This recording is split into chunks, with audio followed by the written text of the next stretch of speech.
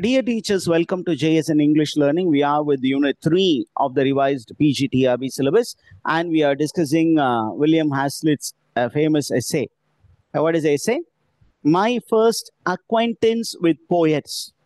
First acquaintance means I first encounter with poets. Poets ni யாரை mention பண்றாரு அப்படின்னா romantic poets. அதுல ரொம்ப முக்கியமானவர் சாமுவல் டெய்லர் கால்ட்ரிட்ஜ். அப்புறம் வேர்ட்ஸ்வொர்த்தை பத்தியும் பேசுவார். அப்ப முதல் முறையாக நான் இந்த போயட்ஸை நான் பார்த்தபோது எனக்கு கிடைத்த அனுபவங்கள் அப்படின்னு சொல்றாரு. இப்ப முதலாக அவர் யாரை பார்த்தாரு? வில்லியம் ஹாஸ்லிட் எஸ்டி கால்ட்ரிட்ஜை பார்த்தாரு. இப்ப எஸ்டி கால்ட்ரிட்ஜை பார்க்கும்போது அவருடைய மென்டல் டிஸ்போசிஷன், அவருடைய பிலீஃப் சிஸ்டம் எப்படி இருந்தது அப்படின்னு நமக்கு சொல்ல போறார். Is going to tell us what was his mind set when he met Samuel Taylor Coleridge. என்ன மனநிலையில் போனார் அப்படிங்கிறத நமக்கு சொல்ல போறார். என்ன சொல்றாரு அப்படின்னு கேட்டீங்கன்னா, இந்த மந்த் ஆஃப் ஜான்வரி 1798 அதிகாலையில் நான் எழுந்து நான் என்ன பண்ணேன், I walked 10 miles in the mud, okay, to hear this celebrated person. Who is this celebrated person? Samuel Taylor Coleridge. ஏன்னா நம்ம phrase based question கேட்டாங்கன்னா நீங்க ரெடியா இருக்கணும். Who is the celebrated person who was about to preach அப்படின்னு question கேட்டாங்கன்னா it is Samuel Taylor Coleridge. அவர் பேசுவதை அவர் போதிப்பதை கேட்பதற்காக 10 மைல் தார் ரோட்ல போனாரா இல்ல மண் ரோட்ல போனாரா? மண் ரோட்ல நடந்தே போயிருக்கிறாரு.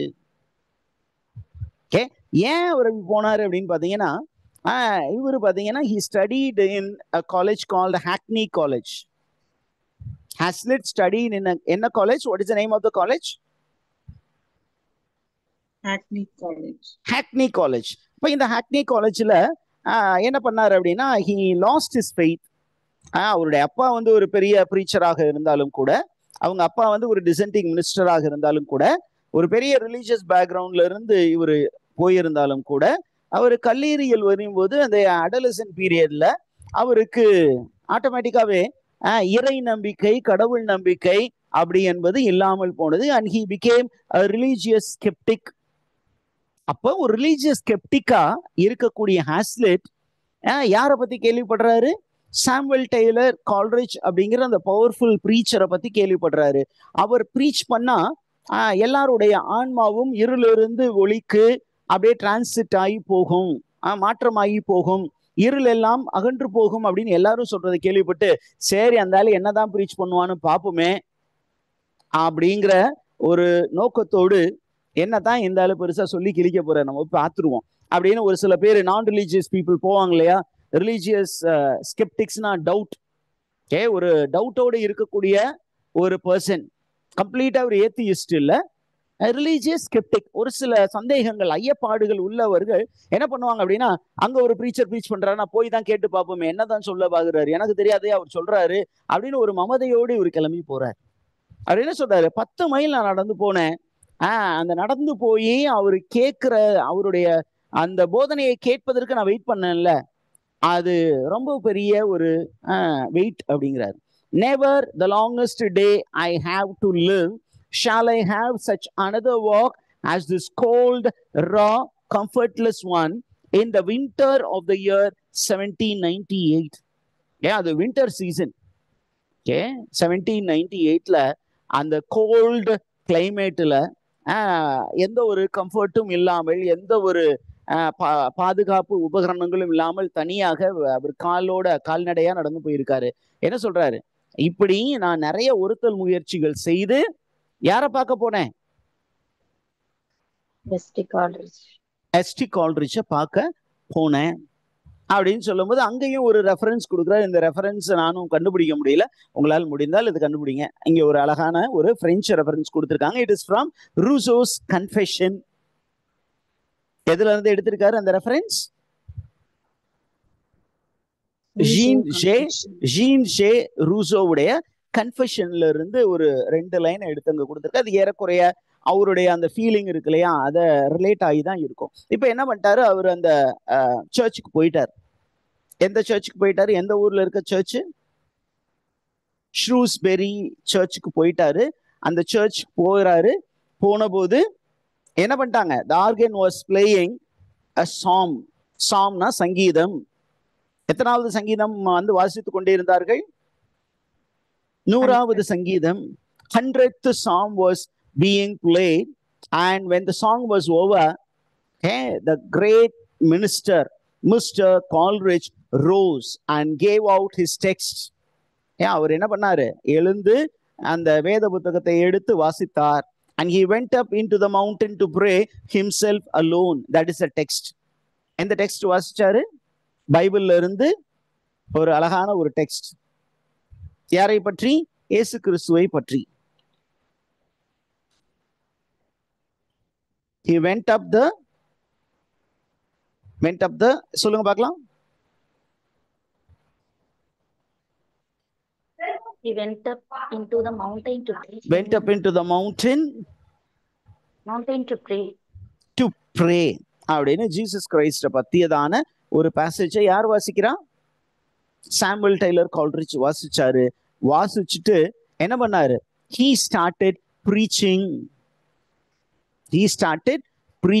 என்ன மாதிரி ப்ரீச் பண்ணாரு அப்படின்னா, he was preaching a in-depth sermon. என்ன மாதிரி ப்ரீச் பண்ணாரு? It was a very in-depth, insightful sermon. Let me put it here. It was a in-depth, insightful sermon. ஒரு அழகான ஒரு இன்டெப்தான ஒரு sermon, ஒரு இன்சைட்ஃபுல் sermon வந்து யாரு போதித்தா? எஸ்டி கால்ரிட்ஜ் வந்து ப்ரீச் பண்ணாரு. அப்ப அதை யாரு கேட்டா? வில்லியம் மாஸ்லெட் கேட்டாரு. அவர் என்ன பண்ணாரு? He could feel the echoes of his preaching in the bottom of his heart. என்னுடைய ஹார்ட் ஃபுல்லாமே யாருடைய வாய்ஸால் நிறைந்தது? எக்கோ ஆச்சு. சாமுவல் டெய்லர் கால்ரிட்ஜ் உடைய வாய்ஸ் எக்கோ ஆச்சு. அப்ப அவருடைய ப்ரீச்சிங் எப்படி இருந்தது அப்படின்னு சொல்லும் பொழுது இவர் ரொம்ப அழகா சொல்றாரு. சாமுவல் டெய்லர் கால்ரிட்ஜ் உடைய preaching, it was like John the Baptist உடைய ப்ரீச்சிங்க்கு ஈக்குவலா இருந்தது. யூனோ, இந்த பைபிள் செயின்ட் ஜான் அப்படிங்கிற ஒரு காஸ்பல் ரைட்டர் இருக்காரு, நற்செய்தியாளர். மேத்யூ, மார்க், லூக், ஜான் அப்படின்னு 4 பேர் இயேசு கிறிஸ்துவுடைய வாழ்க்கை, அவருடைய போதனைகளை பற்றி எழுதி இருக்காங்க. அதுல செயின்ட் ஜான் என்ன பண்ணாரு அப்படின்னு சொன்னீங்கன்னா, யாரை பத்தி எல்லாருமே பேசியிருக்காங்க. அதுல செயின்ட் ஜான் அப்படிங்கிற ஒரு கேரக்டர் தான் எனக்கு ஞாபகத்திற்கு வந்தார் இவர் ப்ரீச் பண்ணும்போது, கேட்கும் பொழுது அப்படிங்கிறார். யார் இந்த செயின்ட் ஜான் அப்படின்னா, செயின்ட் ஜான் த பேப்டிஸ்ட், ஸ்நாபக அருளப்பர், திருமுழுக்கு யோவான் அப்படின்னு சொல்லப்படுகிறவர். இயேசுவுக்கு முன்னாடி வந்த ஒரு தீர்க்கதரிசி. இயேசுவே வந்து இந்த ஸ்நாபக அருளப்பரிடம் தான் என்ன பண்ணாரு? ஞானஸ்தானம் வாங்கினார் அப்படின்னு இருக்கு.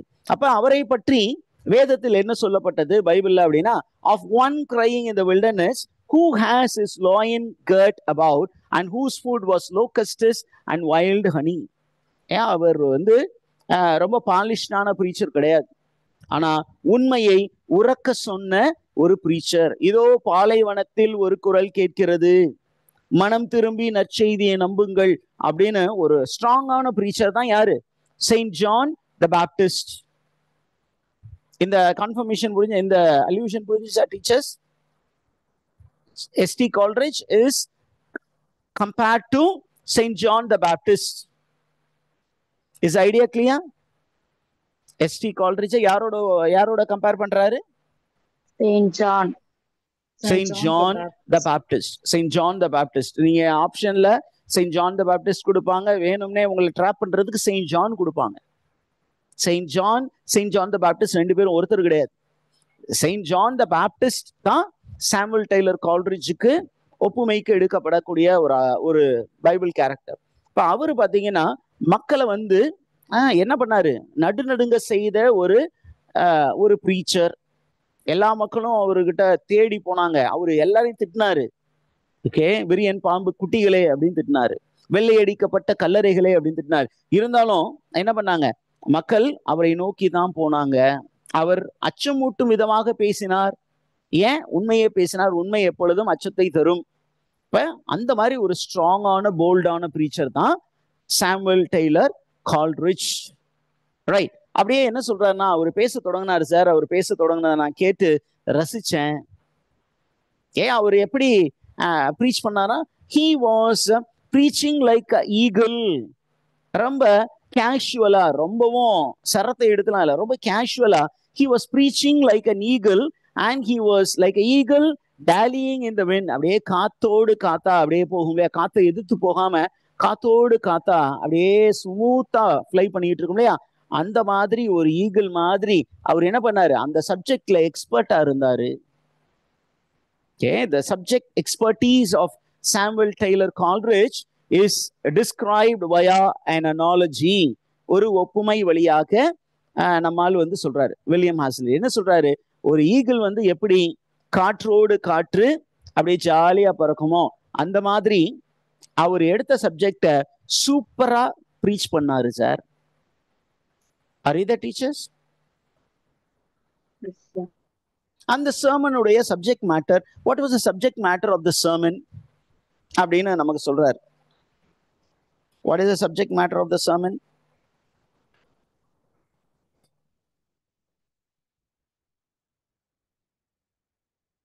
த subject matter of the sermon என்ன அப்படின்னு கேட்டீங்கன்னா ரொம்ப தெளிவா சொல்றாரு. It is about war and peace. Okay, போர் அமைதி, about church and the state. அந்த திருச்சபைக்கும் நம்முடைய கவர்மெண்ட்டுக்கும் ஸ்டேட் கவர்மெண்ட்டுக்கும் இருக்கக்கூடிய பிரச்சனைகள். Not about their coming together but about their separation. எப்படி சர்ச்சுக்கும் கவர்மெண்ட்ஸுக்கும் ஆகாம போயிருக்கு, அந்த மாதிரி இருக்கக்கூடாது, நம்ம என்ன பண்ணணும், ஒற்றுமையா இருக்க வேண்டும் அப்படிங்கிற மாதிரி ரொம்ப அழகா ஒரு பிரசங்கம் வைத்துக் கொண்டிருந்தார். He was also speaking about the fatal effects of war. எப்படி வார் வந்து மக்களுடைய வாழ்க்கையை பெரிதாக பாதிக்கிறது என்பதை பற்றி மிகவும் அழகாக யார் வந்து பிரசங்கம் வச்சா? எஸ்ட்ரி கால்ரிட்ஜை பத்தி சொன்னார். அதே நேரத்துல அவர் போதிக்கும் போது அவர் ஒரு ரொமான்டிக் போயட் இல்லையா, அப்ப என்ன பண்ணாரு, ஒரு ஷெப்பர்ட் பாய். ஓகே, ஒரு ஷெப்பர்ட் பாய். அதே நேரத்துல அந்த ஷெப்பர்ட் பாய்க்கு என்ன இருக்கும், ஆடுகள் இருக்கும். அப்ப அந்த ஆடுகளுக்கு ஆபத்தை விளைவிக்க கூடியது எது அப்படின்னா ஓநாய்கள். அந்த மாதிரி ரொம்ப ரொமான்டிக் டிஸ்கிரிப்ஷன்ஸ் எல்லாம் யூஸ் பண்ணி அவரு சொல்ல வந்த அந்த ஐடியாஸை ரொம்ப தெள்ள தெளிவாக மக்களிடம் கொண்டு போய் சேர்த்தார். சொல்லி முடிச்சுட்டு அவருடைய அந்த பேச்சாற்றல் திறனை சொல்வதற்காக என்ன பண்றாரு, திருப்பியும் ஒரு ரெஃபரன்ஸை வந்து வில்லியம் ஹாஸ்லிட் உள்ள கொண்டு வந்திருக்காரு. இந்த ரெஃபரன்ஸ் எங்க இருந்து அப்படின்னு கேட்டீங்கன்னா, it is from Alexander Pope's epistle to the Earl of Oxford. என்ன சார் ரெஃபரன்ஸ் கேட்டீங்கன்னா, such were the notes our once loved poet song. சூப்பரா இருந்துச்சு சார், எக்ஸலண்டா இருந்தது, எக்ஸ்ட்ராடினரியா இருந்து, மெக்னிஃபிஷியன்ட்டாக இருந்தது. ஆனா அதுல நமக்கு ஒரு க்ளூவும் கொடுத்துருக்காரு. என்ன, அவர் ஒன்ஸ் லவ்ட் போயட். ஒரு காலத்துல நான் 19 வயசுல இருக்கும்போது I loved this fellow Samuel Taylor Coleridge. அவருடைய ஐடியாலஜி எனக்கு ரொம்ப என்டைசிங்கா இருந்தது, ஆனால் இப்போது இல்லை. அப்படி நீங்க புரிஞ்சுக்கணும். பிற்காலத்துல அவருக்கு எஸ்டிசி பிடிக்காமல் போகிறது. ஏன், அவர் ப்ரீச் பண்ணது ஒண்ணு, அவரு ரியல் லைஃப்ல ஃபாலோ பண்ணது வேற ஒண்ணு. when you are a preacher you should follow what you preach. நம்ம சொல்றதை தான் செய்யணும், செய்யறதை தான் சொல்லணும். அதுதான் ஒரு ப்ரீச்சருக்கு அழகு. இவர் நல்லா ப்ரீச் பண்ணாரு, ஆனா உண்மையிலேயே அவர் ப்ரீச் பண்ணதை ஃபாலோ பண்ணாரா அப்படின்னா பிற்காலத்துல அவர் ஃபாலோ பண்ணல. இனிஷியலா William Hazlitt had a great admiration for STC's ideology, but பிற்காலத்துல அவர் அப்படியே ஃபாலோ பண்ணி பாக்குறாரு. சாமுவல் டெய்லர் கால்ரிட்ஜ் நாளடைவுல ப்ரீச் பண்ண மட்டும்தான் செஞ்சாரு, வாழ்க்கையில ப்ரீச் பண்ண விஷயத்த ஃபாலோ பண்ணல. அதனால he got disillusion. அவர் மீது இருந்த அந்த அதீத பற்று என்னாச்சு, கடந்து போய்விட்டது. Are you the teachers?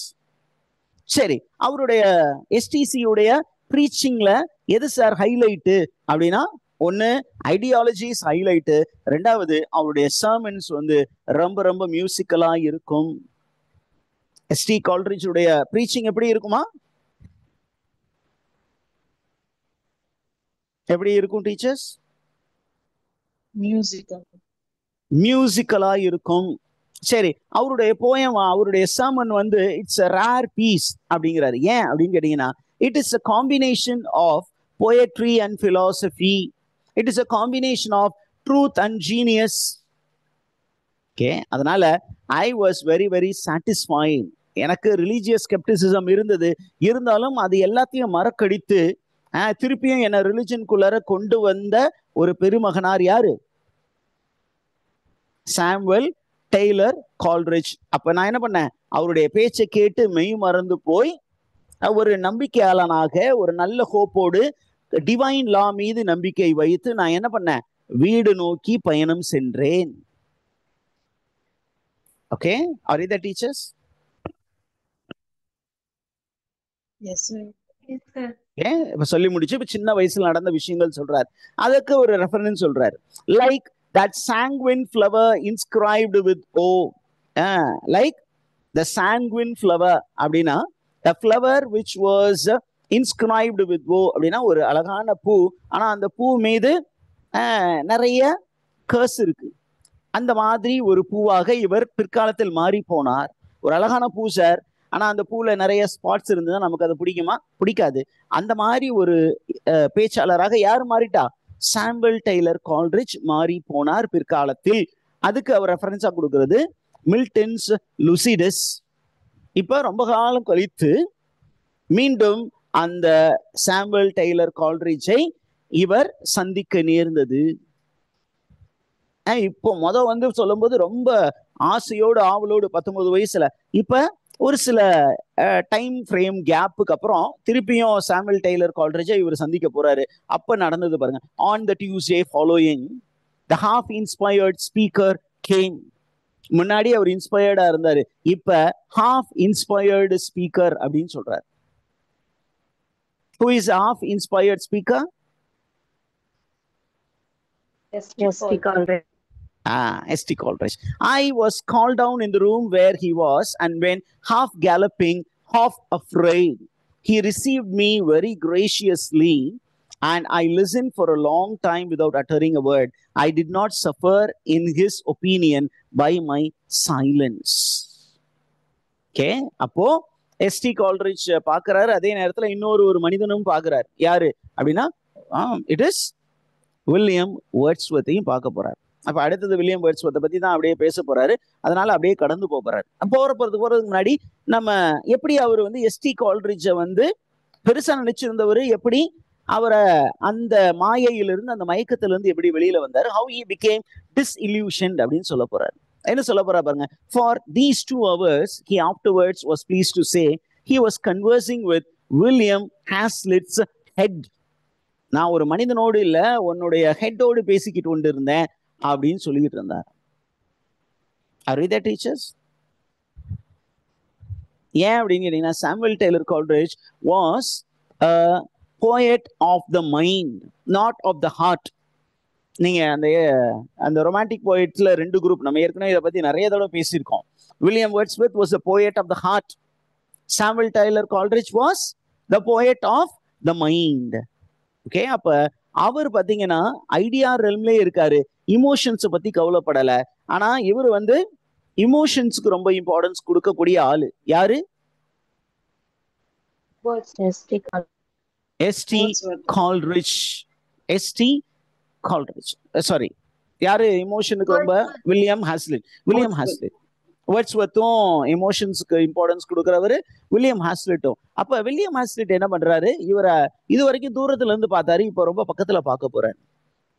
என்ன பக்கத்துல பார்க்கும்போது அவருடைய appearance was bit disturbing. என்ன அப்படின்னு கேட்டீங்கன்னா, there was a strange wildness in his aspect. The way he was approaching people was bit strange. A dusky obscurity. Obscurityனா ரொம்ப ஸ்ட்ரேஞ்சா இருந்து, ரொம்ப ஆடா. ஏன்னா அவர் ஐடியாலஜிக்கல் ரெல்ம்ல இருந்ததுனால அவர் கொஞ்சம் ஆடா தெரிஞ்சாரு. இவருக்கு தூரத்துல இருந்து பார்க்கும்போது சூப்பரா தெரிஞ்சிச்சு, பக்கத்துல பேசி பழகும் போது அந்த அளவுக்கு தெரியல. அவருடைய பர்சனல் அப்பியரன்ஸ், அவருடைய பிசிக்கல் அப்பியரன்ஸ் கூட யாருக்கு பிடிக்கல? William Hazlitt. ஏன்? அவருடைய ஃபேஸ் ஃபுல்லாவும், ஃபேஸ் பாடி ஃபுல்லாவும் it was pitted with small pox. Okay, it was pitted with small pox. அப்படியே முகம் ஃபுல்லா புள்ளியா இருக்கு sir His complexion was at that time clear and even bright, as are the children of yon Ashur seen. Okay, என்ன சொல்றாரு அப்படின்னா, தூரத்துல இருந்து பார்க்கும்போது ஒன்னு அழகா தெரியும், பக்கத்துல நீங்க போய் பழகும் பொழுது அது புளிக்க செய்யும். அதே மாதிரிதான் தூரத்துல இருந்து பார்க்கும்போது அவரை ரொம்ப என்ஜாய் பண்ண. ஏதோ ஒரு நாள் அவருடைய சர்மன் கேட்டேன், ஆனா அவரை பக்கத்துல இருந்து அவர் பேசுறத நான் கேட்கும் பொழுது I got disillusioned. அதுக்கு நமக்கு ஒரு ரெஃபரன்ஸ் கொடுக்குறாரு. என்ன அப்படின்னா, okay, it is Castle of Indolence, Canto number 11, okay, verse number 11.289. okay, Canto number 2ல 11ல 289 அப்படிங்கிற ஒரு விஷயம் தான் கொடுத்துருக்காங்க. அப்ப ஒரு குழந்தை எப்படி தூரத்துல இருந்து உன்னை பார்த்து சூப்பரான்னு சொல்லும், பக்கத்துல போய் பார்த்தா நம்ம மிரண்டு போயிருமோ, அந்த மாதிரி நானும் மிரண்டு போனேன் அப்படின்னு அவருடைய பர்சனல் அப்பியரன்ஸ் அப்படியே நமக்கு சொல்ல போறாரு. யாருடைய பர்சனல் அப்பியரன்ஸ் டிஸ்கிரைப் பண்ண போறாரு? கால்ரிட்ஜ் உடைய. his forehead was broad and high. அவர் ஏர் நெத்தி உள்ளவர் sir. light as if built of ivory. அப்படியே ஐவரி மாதிரி இருந்துச்சு அவர் forehead with large projecting eyebrows. Eyebrow வந்து ரொம்ப பெருசா இருந்தது. his eyes rolling beneath them like a sea with darkened lusher. அது ரொமான்டிக் டிஸ்கிரிப்ஷன் இருக்கிறத நீங்க பாப்பீங்க. ஒரு பெரிய ஐவரி போன்ற நெத்தி, அப்புறம் அந்த லார்ஜ் ப்ரொஜெக்டிங் ஐப்ரோ அப்படின்னா அந்த ஐப்ரோ அப்படி வெளியில வந்து பெருசா இருக்குது. அப்போ ஒரு இன்டெலெக்சுவல் மேனுடைய appearance. his eyes rolling beneath them like a sea. அது ஒரு கடல், கண்ணு வந்து கடல் மாதிரி இருந்து ஆழமா, அதுக்குள்ள அந்த ஆழத்துல என்ன இருக்கு யாருக்குமே தெரியாது. ஓகேவா டீச்சர்ஸ்? ஓகே, அவருடைய ஃபேஸ் எப்படி இருந்தது அப்படின்னா, இட் வாஸ் பிட் பேல், ரத்தம் இல்லாமல் இருந்தது. இட் வாஸ் பேல், thoughtful complexion of the Spanish portrait painters Murillo and Velázquez. Okay, இந்த ஸ்பானிஷ் பெயிண்டர்ஸ் வரையக்கூடிய பெயிண்டிங் மாதிரி அவருடைய ஃபேஸ் இருந்துச்சு சார். அந்த ஸ்பானிஷ் பெயிண்டர்ஸ் எப்படி வரைவாங்களா, கொஞ்சம் பேல் காம்ப்ளெக்ஷன்ல, ஆனா கொஞ்சம் தாட்ஃபுல்லா இருக்க மாதிரி வருவாங்க. அந்த மாதிரி தான் இவர் இருந்தது. அவருடைய மவுத், his mouth was gross, voluptuous, open, eloquent. நல்லா பேசிக்கிட்டே இருப்பாரு sir. who was very very gross, voluptuous, open and eloquent அப்படின்னு கொஸ்டின் கேட்பாங்க. ST Coleridge. அவர் பாத்தீங்கன்னா வாயை திறந்தா மூடவே மாட்டார் சார், வளவலன்னு பேசிக்கிட்டே இருப்பாரு சார் அப்படின்னு சொல்றாரு. அதுக்கப்புறம் அவருடைய சின்ன கூட அப்படியே அப்சர்வ் பண்ணியிருக்காரு. his chin good humored and round. சின்ன வந்து குட் ஹியூமர்டா ரவுண்டா இருந்தது. his nose the rudder of the face. Okay, nose வந்து எப்படி இருந்தது, ரொம்ப பெரிய நோஸ், பீரங்கி நோஸ். எப்படி இருந்ததுதான், rudder of the face. okay, what do you mean by rudder of the face? okay, அது வந்து கொஞ்சம் ப்ராடா இருந்தது. It's a broad nosed man. okay, அவருடைய ஃபேஷியல் ஃபீச்சர் அந்த மாதிரி இருந்தது. எப்படின்னா நல்ல ஒரு இம்பாக்ட்ஃபுல் ஸ்பீக்கர்ஸ் வந்து அந்த மாதிரி அவங்களுடைய நோஸ் எல்லாம் அப்படி ஒரு மாதிரி ஆயிடும், அந்த மாதிரி இருக்கு. The index of this will, அவருடைய நோஸை வச்சே அவருடைய மைண்ட் என்ன அப்படின்னு தெரிஞ்சுக்கலாம். was small, feeble, nothing like that he was done. அவருடைய ஃபேஸை பார்க்கும்போது it was a face of a genius. அவருடைய ஃபேஸ் எப்படி தோணுச்சு, it was like the face of a genius. சின்ன சின்ன விஷயங்களே நம்ம நோட் பண்ற மாதிரி இருக்கு, வேற வழி கிடையாது, ஏன்னா காம்படிட்டிவ் எக்ஸாம். அதுக்கப்புறம் okay, he was okay, his face was surveying or projecting him into the world unknown of thought and imagination with nothing to support or guide his veering purpose, as if Columbus has launched his adventure course to the new world in a shallop without oars or compass. இப்போ வந்து என்ன சொல்றாரு, யாரோட இவரை compare பண்றாரு? Samuel Taylor Coleridge is a imaginative man. என்ன மாதிரி imaginative அப்படின்னா ஃபேன்சிக்கு இம்பார்ட்டன்ஸ் கொடுத்த மேன். எப்படி கொலம்பஸ் வந்து காம்பஸ் இல்லாமல் அல்லது ஒரு படகுல துடுப்பு இல்லாம ஒரு கப்பல்ல ஏறி உட்கார்ந்து அந்த புதிய உலகத்தை தேடி போனாரோ, அந்த மாதிரி இவரும் என்ன பண்றாரு, எந்த வித அக்சசரிஸும் இல்லாம he was giving importance to his thought and he was traveling. okay, அதுக்கப்புறம் இவர் எப்படி இருந்தாரு, அவருடைய பிசிக்கல் ஃபீச்சர் எப்படி இருந்ததுன்னா he was Lord Hamlet, somewhat fat and pursy. எப்படி இருந்தாரு? கொஞ்சம் குண்டா தெரிஞ்சாரு சார். எப்படி இருந்தாரா? he was fat and pursy. okay ஏன் fat and pursy அப்படின்னு சொன்னீங்கன்னா, fat okay, pursy-னா என்ன அப்படின்னா a person who was struggling for breath. கொஞ்சம் குண்டா இருந்தீங்கன்னா கொஞ்சம் மூச்சு வாங்கும், அந்த மாதிரி அப்பப்ப மூச்சு வாங்குவாரு. அவருடைய ஹேர் எப்படி இருந்தது? இதெல்லாமே நமக்கு தேவையா சார் அப்படின்னா, you need to understand the facial appearance of the person. அதுதான் Hazlitt style, giving importance to details. அந்த romantic strain இதுல இருக்கும். His hair, now alas gray, was then black and glossy as a raven and fell in smooth masses over his forehead. நான் முன்னாடி பார்க்கும்போது அவர் எப்படி இருந்தாரு? நல்ல கருங்கருன்னு முடி, காக்கா மாதிரி முடி அப்படியே அவருடைய ஃபோர்ஹெட்டுக்கு முன்னாடி எப்படி வரும். இப்ப பாத்தீங்கன்னா எல்லாமே எப்படி ஆயிடுச்சு?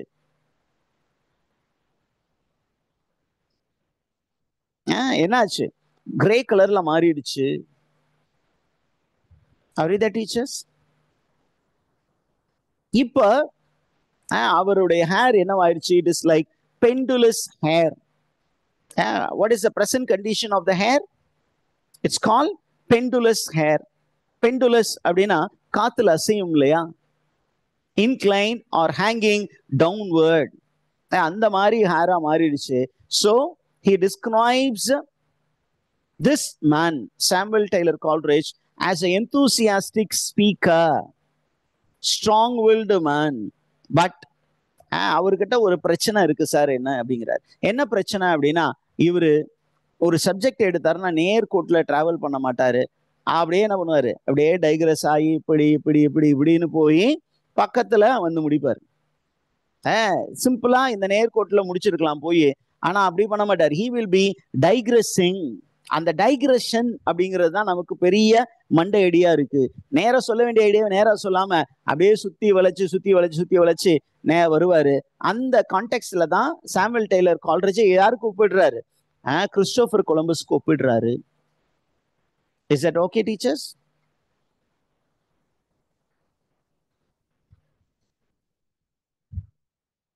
Is it okay? புரிஞ்சுக்கிட்டீங்களா? இதுக்கப்புறம் என்ன பண்ண போறாருன்னா, சாமுவல் டெய்லர் கால்ரிட்ஜையும் தனது தந்தையையும் அப்படியே கம்பேரிட்டிவ் மோட்ல கொஞ்ச நேரம் பேச போறாரு. நம்ம இங்கே ஸ்டாப் பண்ணுவோம் இன்னைக்கு.